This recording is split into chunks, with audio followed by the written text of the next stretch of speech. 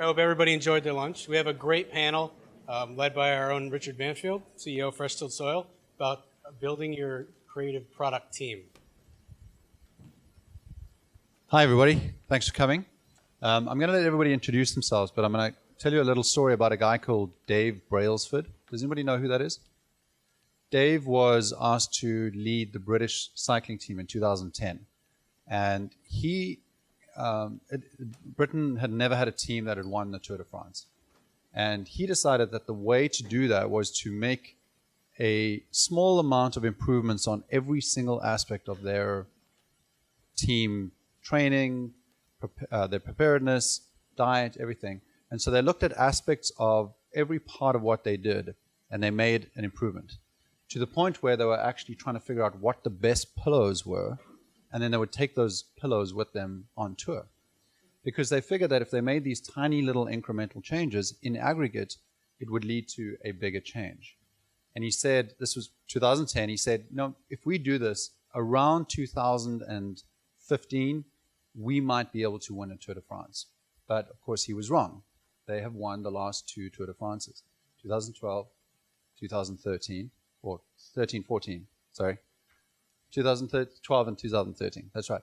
So this aggregation of these marginal improvements is something that you guys are going to hear from this group. You're going to hear about small improvements that they've made and they suggest that you can take home and apply to your projects, your businesses, and maybe in a couple of years' time, that small little change will have led to an exponential response or result. So these guys are all mic'd up. They're just going to introduce themselves one at a time, and then we'll start. Hello, everyone. I'm Don Bortolucci from the Working Group. We're a web and mobile software design company, software design and development company up in Toronto, Canada, where the weather is beautiful at this time of year. I encourage you all to come and visit us. Yeah, I'm really excited to be down here. It's my first time in Boston. And after meeting Richard about a year ago, I was excited to come down and see y'all. So thanks very much for having me. Cool. Is Mark Cavendish on the UK team? Is he? I think so. He can sprint. Anyway, my name is Ethan. I'm from Portland, Oregon. I run a digital agency called The Program. Our focus is anywhere a brand has a digital touch point with an emphasis towards immersive installations, interactive installations, and anywhere digital and physical collide. And the weather truly is beautiful this time of year in Portland. Hi, my name is Tracy Halverson. I'm the President and Chief Visionary Officer at a company called FastSpot. We are based in the lovely Baltimore, Maryland, where the weather is really, actually quite wonderful. Little problem with crime down there, but the weather's fantastic. And we primarily work with clients on their web presences, and we've also developed a content management system that a lot of them are on, so we kind of deal with the front-end strategy, marketing, design side, and then the back end, hooking it all up side. And been doing it for about 13 years. Hi, my name is Alexis Kopikis. I have been an entrepreneur here in Boston for the past 20 years. This is an interesting week for me to be here because until this Friday, I'm CEO of a company called Crush, which is basically like a Pinterest for people into the action sports and active lifestyle. And on Monday, I joined the dark side of the force and joined Pure Tech Ventures as a partner. So I have a kind of a interesting experience. One of my companies that I ran was actually a UX design firm. So I've been extremely passionate about the world of design and creative and product into all the facets of my career, now including the dark side. And now you'll be pitched 15 times after the speech. I can't wait for someone to beg me for something after these years. My name is Jeff Krishmarek. I'm a local. I am right now the Chief Product Officer for a company called Flash Notes that helps college students sell their course materials to other college students. So it's a peer-to-peer marketplace.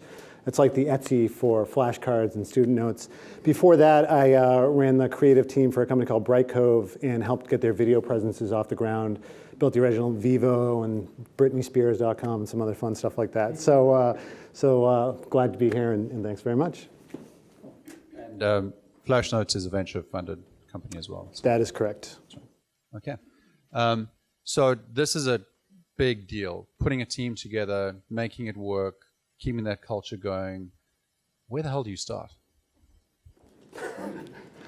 didn't see that in the notes. I'm feeling like I'm feeling like an introvert today, so You guys I'm can- going to let you it guys start can over jump in. here, and then I'll absorb. Don't and feel observe. like this has to go around in some particular order. If you've got something to say, say it. Where do you start? Where do you start with the team? How do you build it? I think it's looking for personalities. I think it's depending on the product or the service you're offering. I'm sure all of us here have to have strategists, engineers, UX designers, UI designers, and then truly the producers who kind of are the glue to bring us together. So I know for me in particularly, it's all about that personality. And yes, that skill needs to be there, but if we have someone in the shop who can really mentor that person, I look for kind of where they can be in 6 months, in 12 months, in 18 months, all knowing that we still have to ship. So Ethan, does that mean you're not reading resumes? I do. I have my team do initial interviewing. Just kind of quick tangent, our strategy is if a candidate comes to us in a very formal, here's my resume, I'd love for you to consider. If they look like the right candidate, we'll bring them in for a formal interview with either an engineer, strategist, or a designer. If it is anyone in our network or a referral, we'll do an informal coffee. Like, let's just chat. What's life about? What are you doing? Here's what we're doing. Because that really kind of breaks the barriers of the kind of trying to sell yourself in.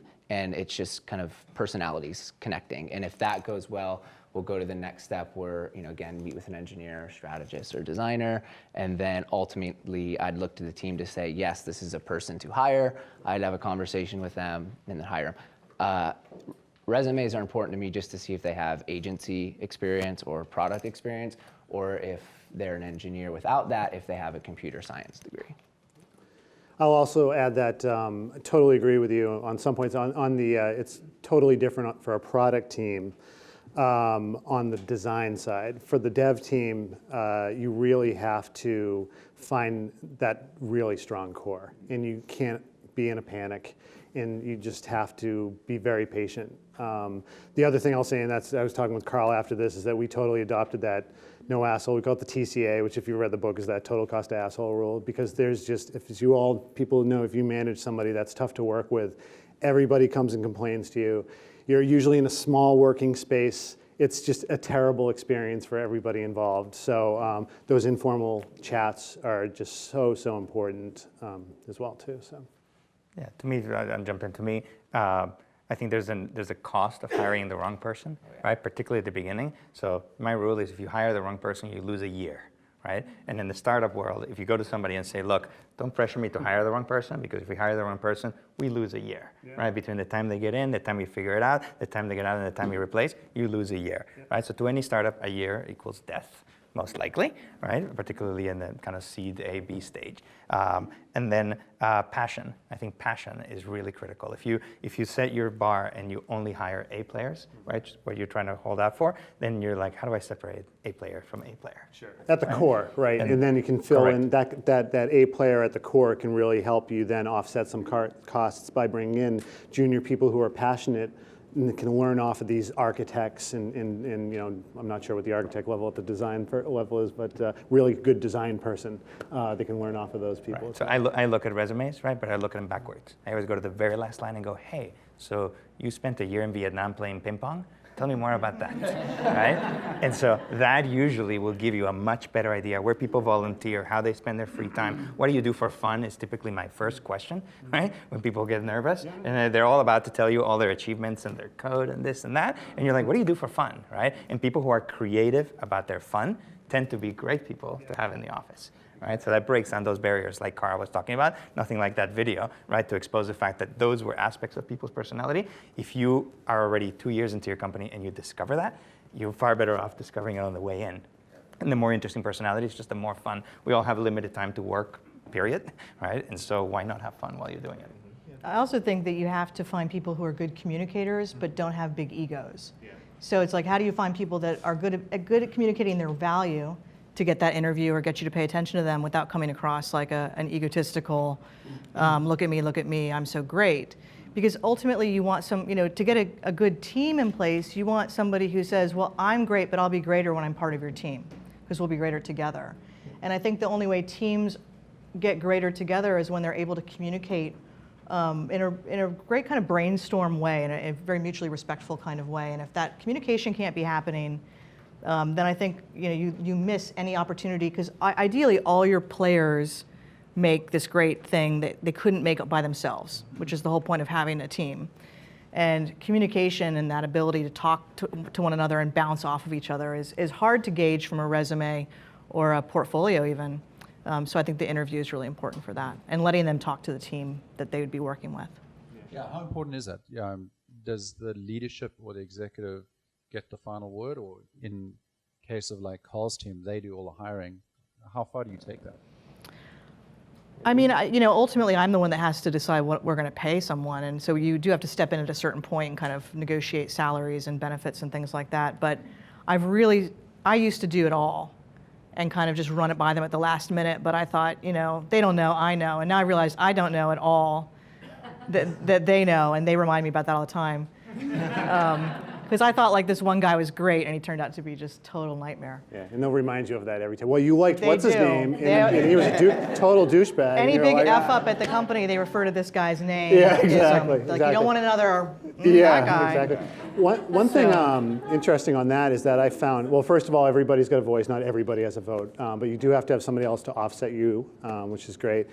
One thing that at one of the companies, when we were trying to ramp up from like 20 to 70 people in a year, and we were having candidates kind of just keep flying through, is that we just absolutely made sure that there were these 4 different roles for the interviewing process. Because the classic thing is developer A comes in or designer A comes in, I meet with them, you meet with them, you meet with them, and ask the same freaking questions every time, and that they lose the enthusiasm. They're like, I just answered that and everything. So we've split it up in like, you're the code guy, you go deep into the whole fizz biz, whatever you guys are doing, and then you're going to go in and talk about culture, you're going to talk about X, Y, and Z, and in having that, and no, you're the salesperson, right? And so we would make sure that like, if I'm going to be the salesperson, I interview that person last. And if you 3 have interviewed that person and said, yeah, this person's awesome, and you want to just be in there and just get them super excited about your company, and maybe even see if you can give them an offer on the way out. So you just, if they're that great, then they're probably hearing offers from other people, not like, we'll be in touch in the next 3 weeks or something like that. So. Yeah, to me, just to touch upon that, to me it's a lot like sort of assembling a Montessori classroom, right? It's going to be multi-age, it's going to have introverts, extroverts, right? You're going to provide some guidance, but people have to be self-directed. And so definitely having, a coder interview with a salesperson is fabulous, right? Yeah. Because they're going to interact. And if you have the right culture in your company, then the salesperson needs to get the feedback back to the coder, right? And if that is going to be a barrier, right? If you basically initiate that barrier at interview time, it's going to be a difficult one to break down. Coder may be on the road doing sales engineering with that sales. Plus, it makes for awesome anecdotes after the interviews, right? So. Well, and also, different personalities and different roles are able to see different things in a candidate, and maybe read between the lines and say, hey, maybe there's some cockiness there, or maybe they're embellishing a little bit more than what they can do. And any technical and any engineer hire, we always do a pairing session. I think that's crucial, because someone can say, I built this. Well, which role did you have on that? And so anytime you can really, where the rubber meets the road, not here solve some problems in Go or JavaScript or whatever, but let's just pair. Like, here's what we're working on today. Look over my shoulder. I like what you really said about what did you do on this project, because I think I've seen, I think everybody in Boston's worked on like Reebok, and all of a sudden I'm looking through like portfolios. I'm like, here's my Reebok. I'm like, oh, that's funny because I just saw the same thing on that. So, that's a great question to ask, especially in the design teams. Who did what on that team and everything. So yeah. But Richard, we've had a lot of success recently with just letting the team really do all of the hiring, and then, like I said, just sort of at the end, I would meet with that person. It takes a huge load, as you experience. Like, you can't do it all. Like, you can't run a business, you can't run a team, and be a recruiter, and be an HR department, and do all that. But again, as leader, you have to have that compensation discussion. You have to trust your team, but at the end of the day, you still need to make sure that even if they really like that person, do you still? Right. Yeah. I've found it interesting over the years how the types of people that we've hired, or the quality of the people that we've hired, has shifted. Because when we were small and just starting up, the key thing that we needed was passion more than anything else. That was going to overcome the below market salary. Yeah, the lack of process at times, the freneticness of the office, and then as we grew over time, we were able to add some more criteria to the people that we would bring in. Then we started to add talent. Initially we were teaching people to be A players, or hopefully doing our best to do that. And then as we grew and developed more of a reputation and more and competitive market rate salaries, we're able to now look for the A players right out of the gate, whereas before we had to develop them. And so there's we use 4 criteria by which to assess the candidates that we look at, and it's really passion is the first one, ability and willingness to learn is the second one, reliability has become our third one, and the distant fourth is actually talent, because we think if you have those first 3, and especially if you can learn, we can develop you into an amazing person. So sometimes it's great if you can get someone with the top talent right out of the gate, but sometimes you just need to be willing to build those people. So I don't want to put you on the spot, but the other day when we met in your offices, one of the things you said to me was you love hiring immigrants. Why? I've had a great experience. So my dad was first generation, and he had that same sort of, he worked in a research lab, and he was always excited about bringing people from Africa and Europe and wherever else to join him in the research lab. And I think I got a bit of that when I was growing up under his tutelage. And then when I started my company, which was purely accidental, it was 2002, and I was with a few friends that we've been doing work for agencies, and we decided, hey, well, let's start our own thing. We started to build the company up very slowly, and our first few hires happened to be first generation guys that whose parents had been born, came over, brought them over, and had gone to junior high and high school, and had a tremendous work ethic, tremendous positivity about what was possible, because they got that from their parents, and they got that from the memories of growing, from their childhood. So I mean, we don't only hire first generation immigrants, but I definitely value their experience, and it brings a great diversity to our team. Is that a LinkedIn option that you can put? If anybody needs a green card, this guy. Well, if I can chime in, as a Latino, I came to the U.S. when I was 11, right? I didn't speak English at all, right? I've sat at major venture firms up and down Winter Street where they turn to you and go, did you go to Harvard? No. Did you go to Stanford? No. Did you go to Yale? No, right? And I think the drive plus passion is a very important key to success, but it's also very contagious, right? And so having a few members on your team like that, where there's no blue blood, I have to make it, right? So learning a new coding language, somebody can tell me that's tough. I'm like, dude, I didn't speak English, right? Sorry, right? So I think that, and also just culture, right? Food, entertainment, music, right? Drinking, British, right? Meat, Argentine. So, right? I think just the culture that you create, right? We talk about you don't create culture, but you do bring your own, right? And so that aspect of sort of the Latin way, right? Of challenging things. There's no siesta, but just the fun aspect, right? Fun is part of work, right? It is to us. It isn't necessarily ingrained in sort of American business thinking, right? So if you can combine the best of American business thinking and some Latin fun, right? You're going to have a great company to work for that people are going to want to go to, right? So. Ethan, you want to say something? Yeah, on that, I actually have been asking people what they read outside of work. What are you reading? Specifically engineers, because it always fascinates me to find out, oh, you're a data guy. Like, that's awesome. You love Tufts, or you are you're working through the whatever new language that it is. But that's really important to me, because we've had people on our team, whether they're on the design side or engineering side, and when they're out of work, they're checking out from their kind of area of expertise, and that's fine to some level. We certainly don't want people connected all the time, and actually Carl and I just had a great conversation about this last night. Like, rest is so important, but on the same token, we want people who are thriving when they're being challenged and learning new things. I've just noticed a pattern that I've seen, that when we talk to people and ask them what they love to do, we talk about those hardcore developers, the ones that say well, I really don't work with Ruby on my project, so I'm working on this Ruby thing on the weekend. That's awesome, and that shows their passion. And I've seen the ones that answer like that have this really successful. They're great. They're the rock stars. They're the pillars or whatever.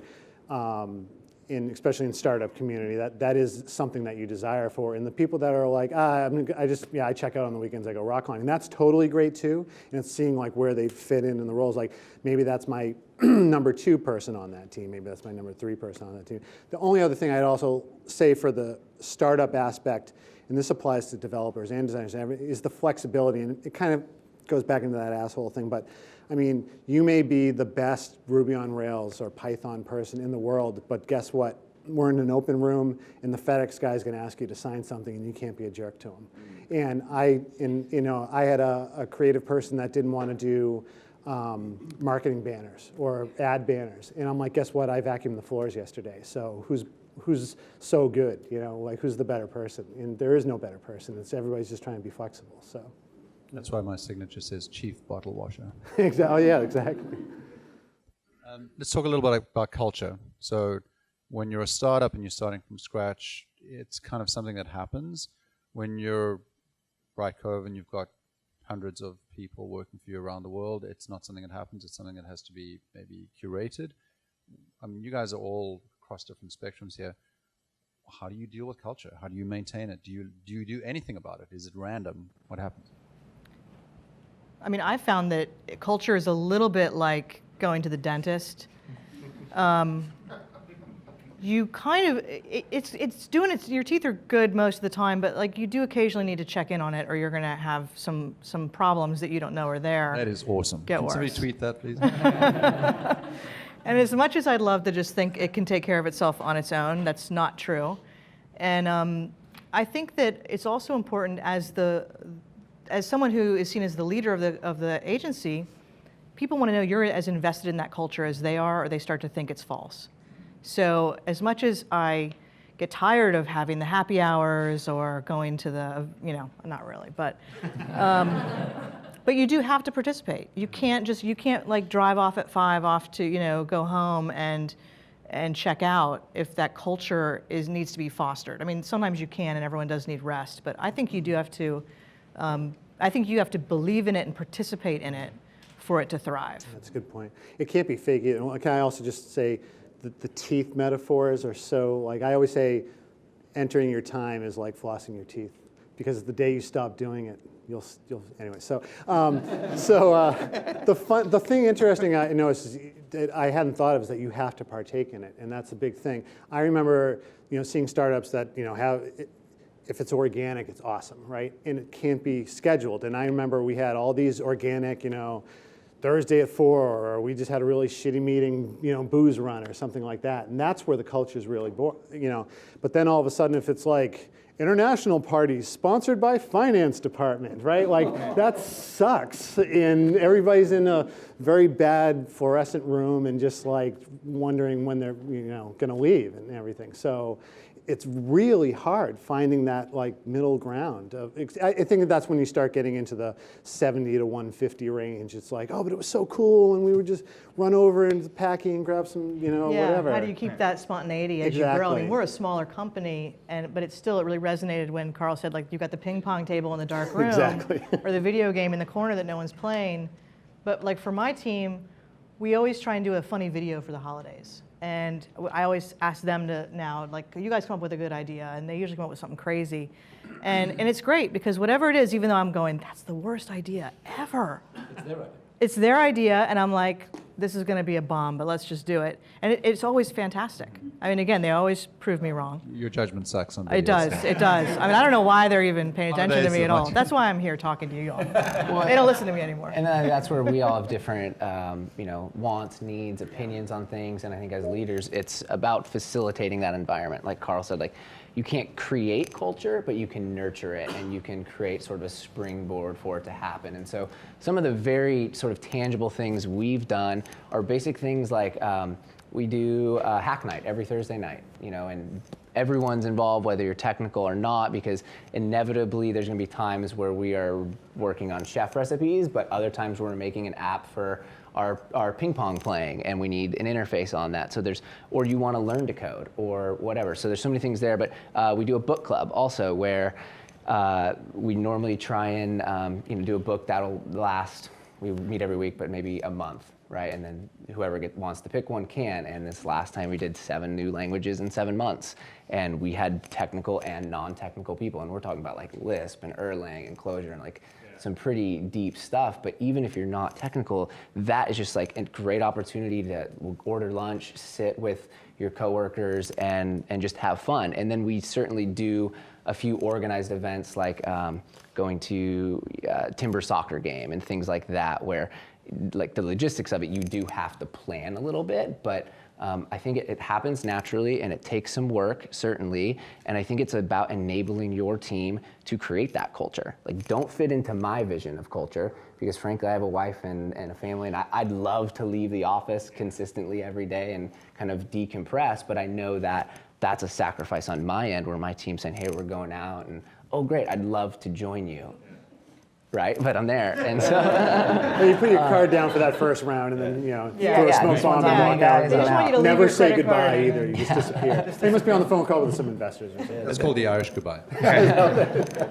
The last thing I would throw in there is I think people underestimate the power of being outside, right? If you can create the ultimate culture inside the walls of your building, right? I had the ultimate experience because my last company was into action sports, right? And so we continuously took people to go do action sports oriented thing. So nothing is better than watching a dev team wakeboarding, right? And it snapped people completely out. It completely defined our company. U2 has an entire channel. It made everything we did. I mean, nobody cheered louder. I mean, they put my co-founder and I in this banana thing like this, and they drove this 10 times faster than they're supposed to, just to watch us eat it. And they had all the videos of us eating it, right? But subsequent to that, you're having a meeting about some crash of your infrastructure, right? It's just a different meeting when you were all crashing in the waves one day before, right? So the power of the outside is hugely, hugely impactful, and it's when people's personalities came out, right? Real kind of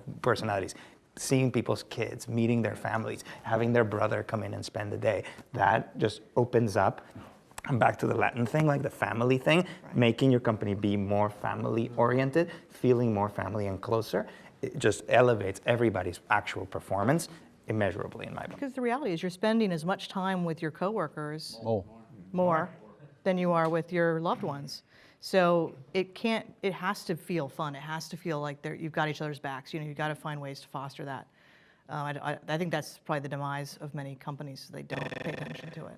Yeah, I think a true measure of whether a company was great, whether it made it or failed it, is whether 10 years later, people are still getting together from that company and created that level of bond. So we have a barbecue. We're about to have our 20th year barbecue with my first startup, right? And this is like now people bring their kids and spouses, et cetera, and we'll have people still go, that was the greatest place I worked at. And I'm like, really? Wow, I didn't know what the hell I was doing back then. But maybe that's the key. Maybe that's the key, exactly.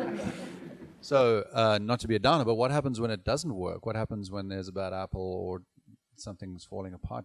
What do you do about the teams? Fire someone immediately. Yes.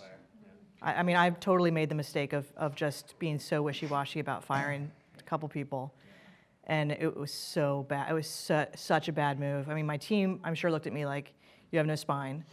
The person was probably looking at me like, you're an idiot. You haven't fired me yet.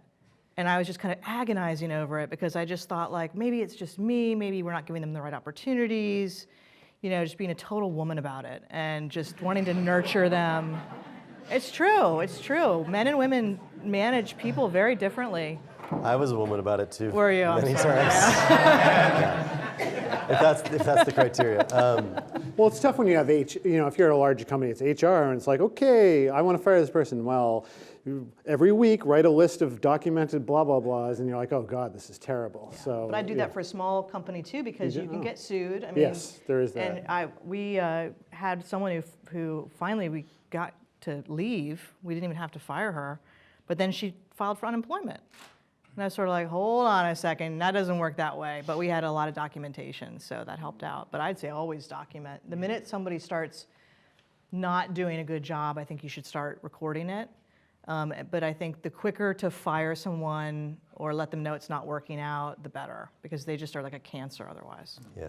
I've always taken like in the Game of Thrones approach is like you have to have the guts to do it yourself. I don't hand it off to someone else to do it and to cut off the head. Hire somebody to fire the person. Yeah. But I mean, so I made the mistake earlier on of letting things drag on too long, and then I would have that difficult conversation with the person, and generally we'd come to an agreement that this isn't working, so and this is how it's going to end, and then whether that was a Thursday or Friday or whenever, they would leave, and then I made the mistake of like not telling anybody about it for at least a couple days. So everyone was kind of like, What happened to John? what happened to him? Where is he? Like, why is the desk empty? And that was the worst possible thing. So now when a firing or termination or whatever has to happen, you go through the process of making it happen. And then the next thing is I have basically an all hands meeting. There's 45 of us, so it's not quite the same thing as 170 people gathering, but it's a tough thing to try to describe delicately and professionally, but I think getting better at that. But it doesn't happen very often, but when it does, it's important to deal with it well. My showbiz analysis was going to be Goodfellas, right? Sometimes your enemies come as your friends, right? And I've had, in 2 of my companies, I had to quote unquote fire a co-founder, right? So talk about the ultimate fire, right? Where it's what's best for the company, it's difficult to do, and then everybody's going to go, holy shit, what happened, right? And so I think in those situations, the concept I've always gone to is transparency, like we were talking about, like Carl was talking about before, right? Nothing builds up the confidence in you and in your company and the company's culture and the team as a whole to basically say, moment of difficulty, absolute transparency, this is the reason why it happened, this is what we're going to do about it, and by the way, if you disagree, go ahead, right? Let's talk about it. So that really, those moments really foster the connection between you and the people in the company and between themselves, and so many other things air out. I did the same thing. I did an all hands meeting, but then we did a session the next day where I said, let's all get together and talk about what do you want out of this place, right? Because it's kind of a cathartic moment when something that difficult happens, and then people basically, you get things like, I don't want to work on things I don't believe in. Right? Things that have nothing to do with like, I don't like project X, I don't like person Y, right? They're more underlying things, and I would use those moments to uplift those feelings up to the surface so you end up resolving way more than one thing at once. And it's a great leap forward after that moment. Yeah, I kind of get the impression we all like to hire slow, fire fast. Unfortunately, you can't always be proactive and hire slow. And I think one of the best ways to avoid, without being able to foresee what's going to happen with a team member, is to be able to have the luxury of proactively hiring. So you can take it nice and slow. But inevitably, you will have those people who are just bringing the team down, right? And I take a stance of you really want to get rid of that person as soon as possible. Unfortunately, depending on your size and your commitments, they might have to stay for a period of time so you can fulfill contracts, et cetera. I probably take a stance in between you two ladies. I'm kidding. I had to. Compliments. About like having compassion on those team members, because we don't know what's happening outside of the office. In their lives? In their lives, yeah. We don't know, and I think that's something that's important. Like, our job isn't necessarily to kind of weigh us down with that, but as leaders, at least my opinion of leadership is making sure you're keeping people accountable and asking them to keep you accountable, but also showing them grace and compassion, because I think in the long run, if you can push through that and get to the root and understand the root and then make some changes, so you're not dealing with it for 6 months, but you are seeing change, I think you start to develop these relationships and commitment to the company and to your team that can have an incredible impact over the long term. But all that being said, you have to be aware of if it's affecting your team, the people working with that, potential cancerous person in the company. And so there's so many variables to weigh there. But again, like trying to always bring it back to hire slow, fire fast, yet have compassion. Don't do any knee-jerk reactions that you're going to wake up the next day and say, shoot, if only we had that hard conversation and said, hey, let's give it another month to give it a try. But inevitably, we've been in a position where I know this person's got to go, but not for 3 more weeks because we gotta ship or whatever. And then you might try and set up the 2 ships passing in the night type of a thing with the employee and the replacement. I mean, that's kind of ideal like that.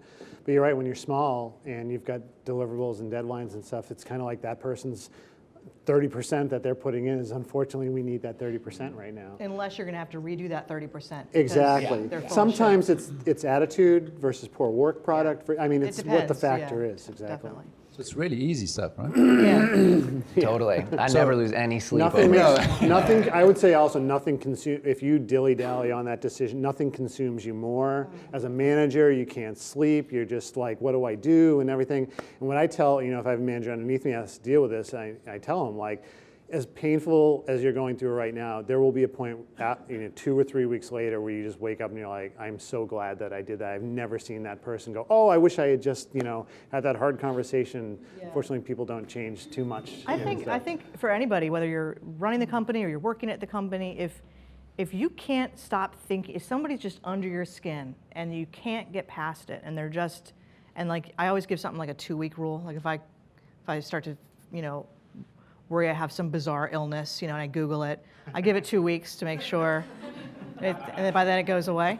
So I do the same with the thing that's bothering me. I try and give it 2 weeks, and I think with people, give it a little time. But if it lingers, you've got to try and address it, whether it's talking to your boss or to your coworker, or getting someone else in to help mediate the issue. But I think at a certain point, if it's lingering, there's something there. So in our business, much like your guys' business, team extends to the client team, to partner teams, vendor teams. There are a lot of people that we work with on a regular basis. I mean, we work with Jeff, we work with the guys who are making this video here. They're our team. They're not on payroll. Tell us a little bit about your experiences working with that and how you let the culture of your organization spill over and let theirs spill into yours and still maintain some kind of fluidity and peace. Yeah, I always used to get nervous when the clients would say, "Oh, we saw your holiday video," and it'd be like, Sorry. What'd you think? I think it's great. I mean, I think your clients need to appreciate your culture, and they're looking for a match for them. They know their culture, we know ours. But I also think a bad client can be just as bad as a bad employee, almost a little bit worse, because clients have that power position in an employee's mind, so it becomes abusive, like an abusive spouse or something.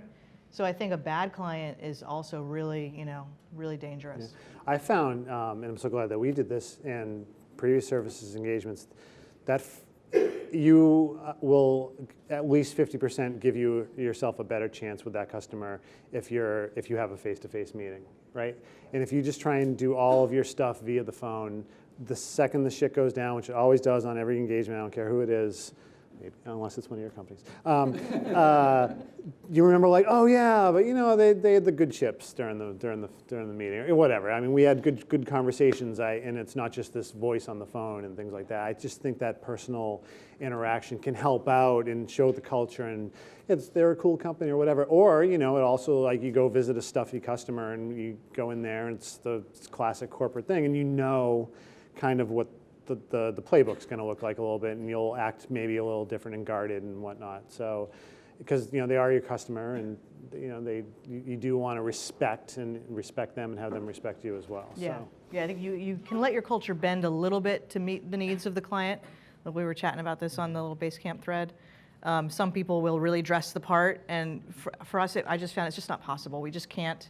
We can only go so far. Do you mind telling the story that you posted on Basecamp? I thought it was hysterical. Well, all I did was talk about the beard. Oh, no. Oh, maybe it was Nancy. About the unicorn sex T-shirt? Yeah, it was Nancy.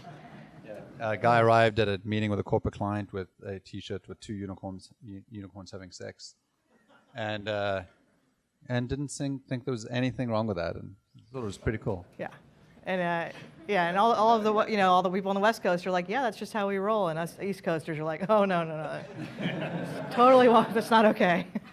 Wear a tie with that. Yeah, I want to put a tie over that middle part.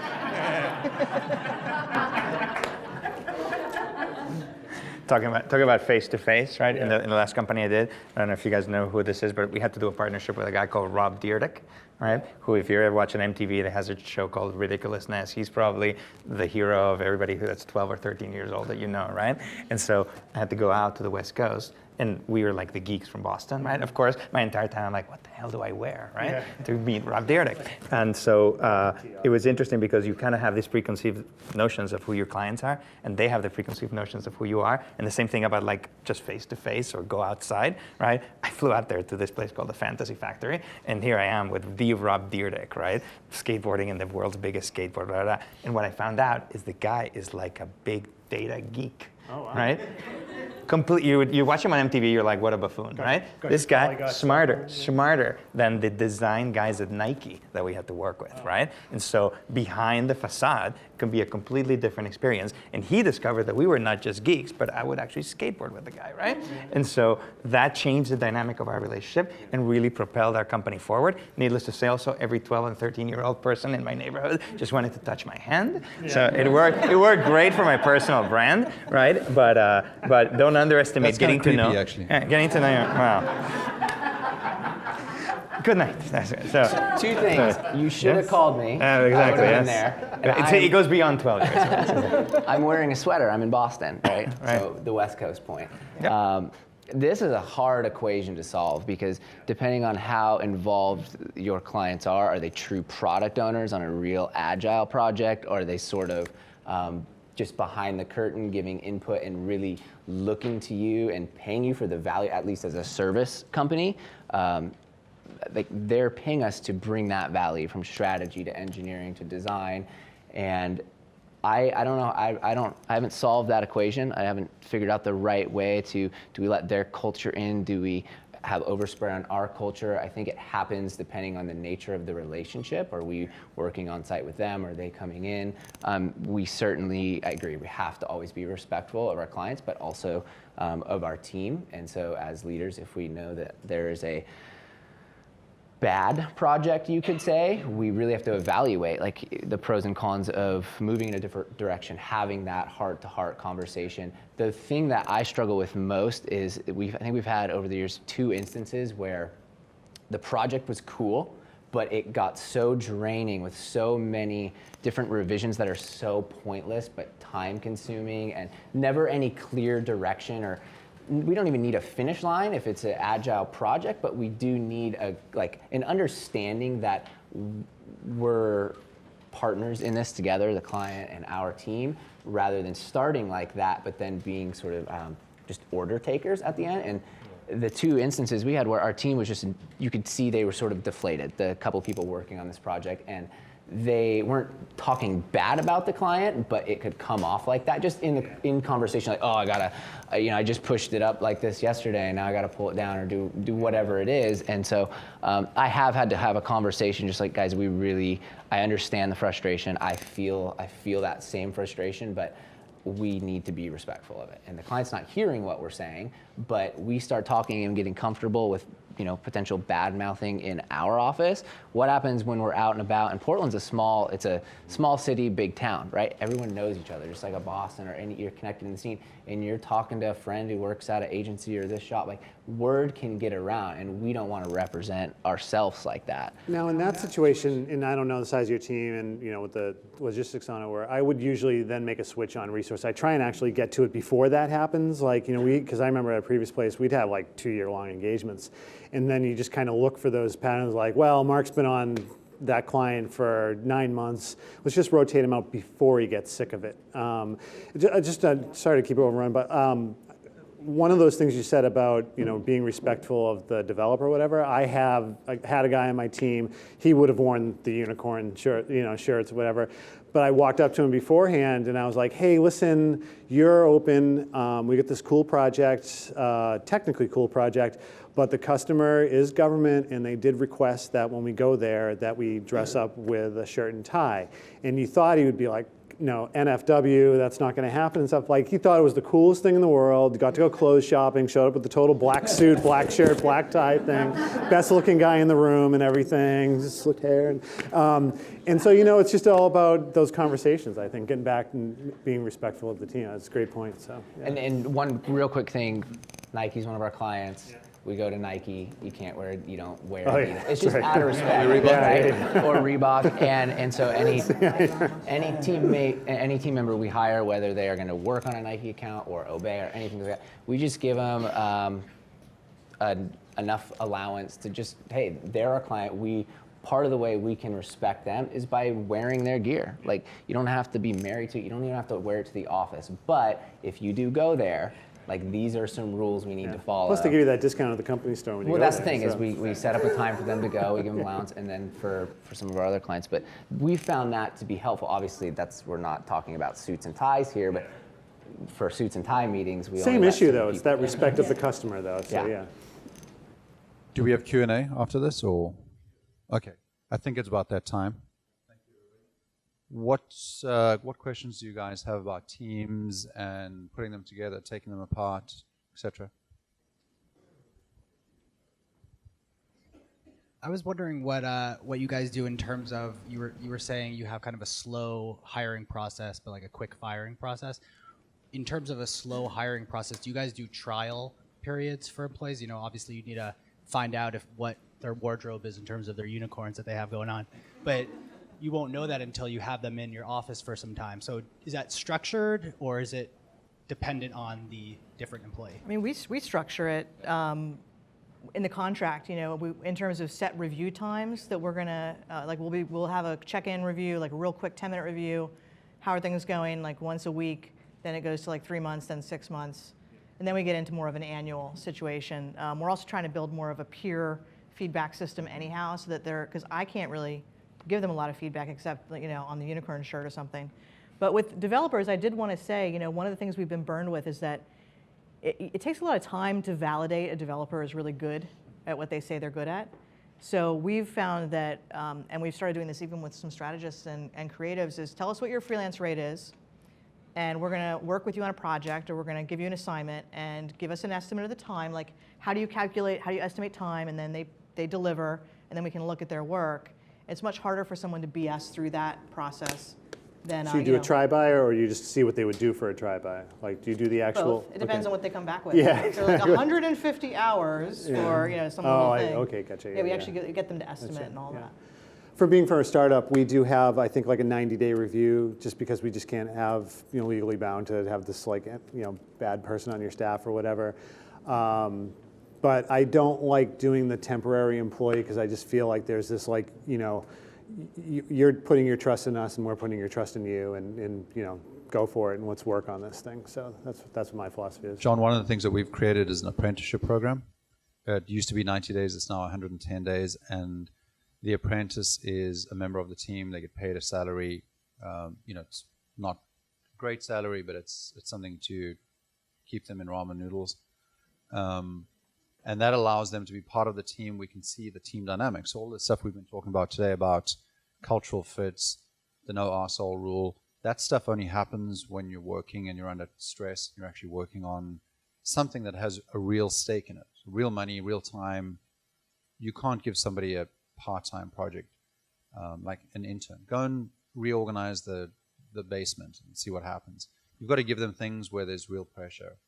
And that allows us to evaluate those people and either then accept them into the fold and they become permanent members of the team, or actually become available for our clients or partners to hire. We're very comfortable with that happening as well. So even somebody that we'd love to keep may not necessarily want to stay here. They may want to go and do something else and work with one of our clients, and that's cool as well. Yeah. We use the same approach, actually, with apprentices. We find the apprentices, which is, for us, it's a three-month period. It works really well for juniors who are willing to take this leap and do something on a trial basis. For senior people, they're often either leaving a place and they're maybe uncomfortable with saying, I'm going to just be on a trial basis. So for the senior people, we find that we like to evaluate them through a fun kind of test or something that we send them home with. They bring back to us and we review it. And if, as long as they get along with the other core team they're in, but junior apprentices works really well. Yeah. There's an interesting gem that we've been able to use a couple of times to find people, which is people get help on their job from people outside their own office, right? And so if you're able to pierce through that, nobody likes to talk about it, but everybody does, right? I'm working on this design. I may ask people here, but I'm like, I got a buddy of mine who works over there. He's really good. I always bounce off my stuff off of him because I used to work with him. So particularly in development, like I'm stuck, right? Talk about an introvert problem. I'm stuck. I don't want anybody to know I'm stuck, so I'm not going to bring it up here. I'm going to bring it up over there, right? So if you're able to pierce through that and people feel comfortable enough, they will bring those people in, right? And if you open up the opportunity of like, hey, so-and-so helped you solve that problem, right? Why don't we just bring him here, right? It's almost an ecstatic moment, like, yeah, I can actually have that guy here all the time. That's awesome. And so we've been able to hire people through people who were helping people of ours, which is the ultimate trial. They've already been helping us. They're already, quote unquote, familiar with us. And they fit the culture because people are already tapping into them. It's just a matter of moving them from this physical location to our physical location. One real quick thing, John, I think the apprenticeship idea is phenomenal. I first heard about it back in November, and it's something that I want to do once it is viable for our company to be able to do that and take the time that is necessary. Just like an internship program, an apprenticeship, you have to set the candidate up for success. So our approach is if we think the person is going to fit, we hire them or we don't.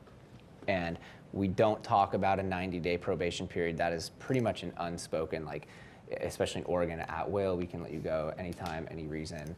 But we've tried different things in the past, and when you focus too much on that, you're putting unnecessary pressure on that person to feel like they have to make it past these days to get their job rather than focusing on their work.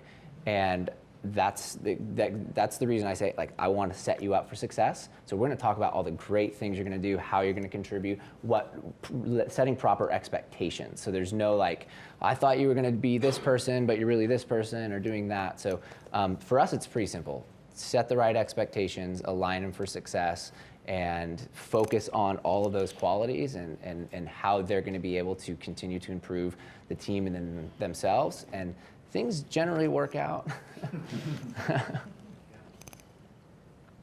Right. I have a question about the how we all know that is as a manager we want to hire the A player, right? Every single one in our team should be a great A player, but sorting those folks is really hard. Right? So, do you have any like ratio between like how many A player or B player is okay, or vice versa? If we hire you thought it is A player and turn out like 90 days later he become B player, it's not meet our expectations. What is the strategy? I like looking for D players because I think a D player with potential is going to be a much better hire than an A. Players are actually pretty easy to find. They're hard to keep happy, and they can be really disruptive to your team. Like we've had a great success with people coming in as interns and just staying and getting better and getting better. So I actually don't like looking for the A players. I like looking for people that I think have, or that my team thinks has great potential and has those qualities that you mentioned, that dependability, that passion, the ability to learn. Yeah, passionate B player can probably get you up to what you want from that A level person, just because their ability to just to like, hey, did you think about this or doing about that? Some of the A people are just like, tell me what to go do. I'm going to go do it and stuff. So yeah, a couple other tips that I've learned, backdoor channels, LinkedIn, look up the people, ask about do that stuff. Because if you ask a person for their reference, that person's going to give them a glowing reference. You know what I mean? And also, when somebody calls you up as a manager about somebody, you tell them the truth too. Be respectful and don't say this person's a jerk or whatever. But the worst thing you can do for your name, and it will come back to haunt you later, is to say, yeah, that person's great, get them off my back, right? So I would say, do your due diligence via other channels that you may have. If it's Boston, it's a small town, you can find connections and people to talk to as well too.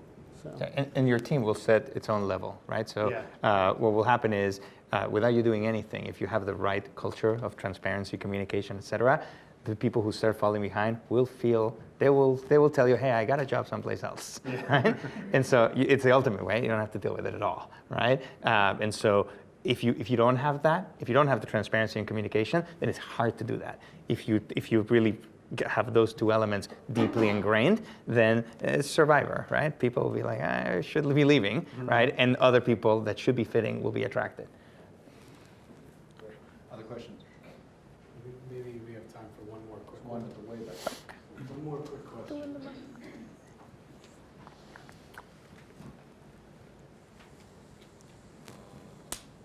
So cognitive science has shown that complexity of thinking is separate from what you know or what your experience is. Yet I've only seen one company that's explicitly working to develop complexity of thinking within their employees. So I wanted to know if any of you have any programs, explicit or implicit within your organization, that focus on building a complexity of thinking of your employees. So we have a program called UExpert, and this idea was brought to us by our executive creative director, Michael Connors. Is he here? He's downstairs. He had seen a Harvard art professor talking about how contemplation and patience in that contemplation process, by just looking at a piece of art and staring at it and looking for the nuances and the details over a dedicated period of time. So this professor forces her students to stare at these pictures that they're studying. Normally, the Dutch artists from the late Renaissance, early Romantic period, I think, and she's asking them to go deeper and deeper and deeper. And what happens is, over a period of time, these people start to look and find things that they didn't even know they were there. So what we try to do is take that idea and give the opportunity to all our folks to explore something in that contemplative way that they wouldn't ordinarily be able to do. So you have to give them the time, most importantly, but also sometimes the financing and support, the mentorship and advice to go and do that. Because it is a little scary to go deep into an idea. These ideas, we require them to be at least congruent with what that person is doing in their day job.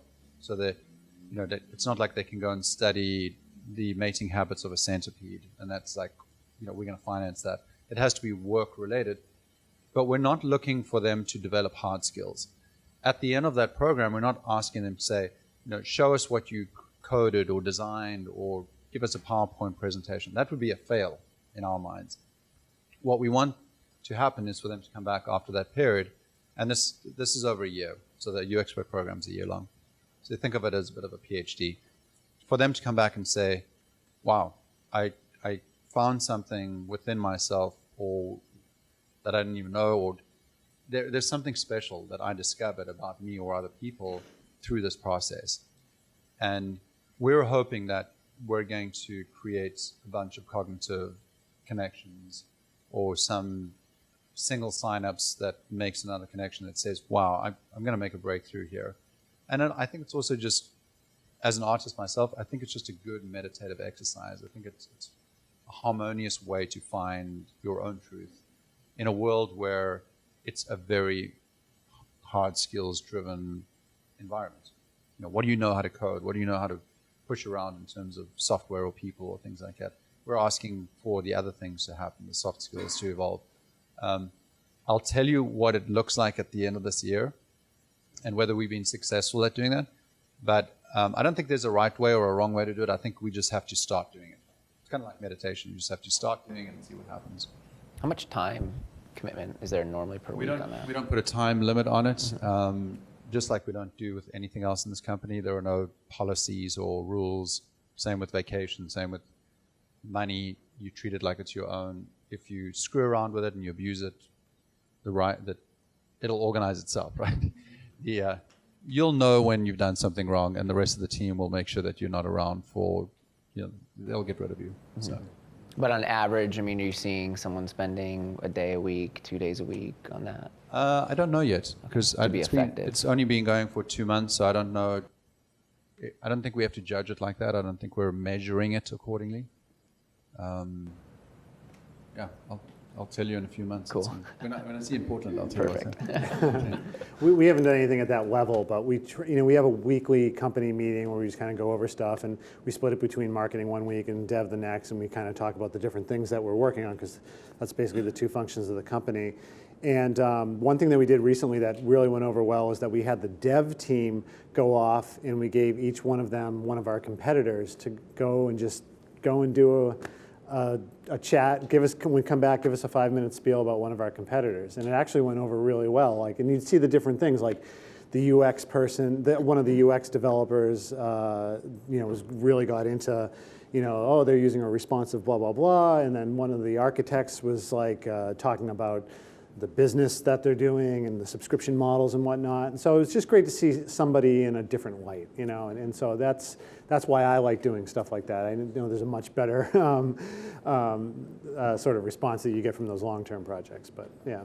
We think that exposing people to multidisciplinary ideas and letting people cross-pollinate their ideas through events, through sponsored events, through things that we run in our space, is going to allow for some of that complexity thinking to be emergent from that. So we run an event called Good People Drinking Wine and Talking to Each Other Face to Face.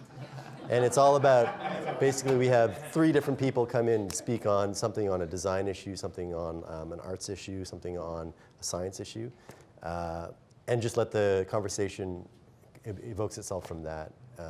Do yoga practice on Monday.